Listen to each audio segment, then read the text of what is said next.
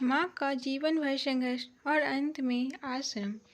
एक बार एक बूढ़ी माँ थी, उसका एक बेटा था। इस इकलौते बेटे के लिए माँ ने जीवन भर संघर्ष किया।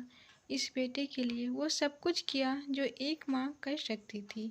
एक बार उसके बेटे ने उसको एक वृद्धा आश्रम में ले जाकर छोड़ दिया और आज भी अपने बेटे को किसी भी तरह की परेशानी न हो, इसीलिए माँ आश्रम में रहने के लिए भी तैयार हो गई।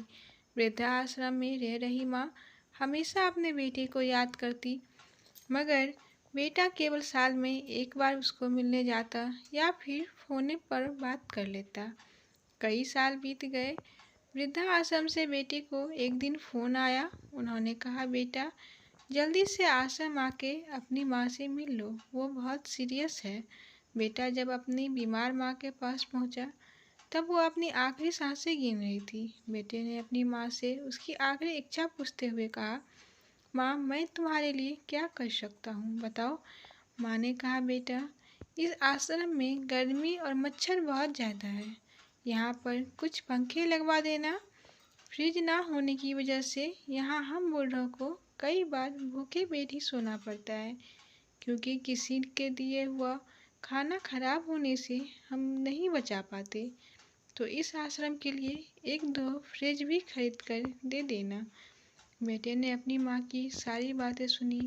अपनी माँ से पूछा, आपने इतने साल यहाँ पर निकाल दिए, आपने कभी भी ये बातें मुझसे नहीं की।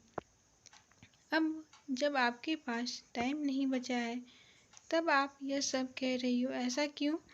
माँ ने बेटे को जवाब देते हुए कहा, बेटा मैंने गर्मी, भूख और पीड़ा सहन कर ली, लेकिन मुझे पता है जब तेरे बच्चे तुझे यहाँ पर छोड़कर जाएंगे तब तू यह सब सहन नहीं कर पाएगा।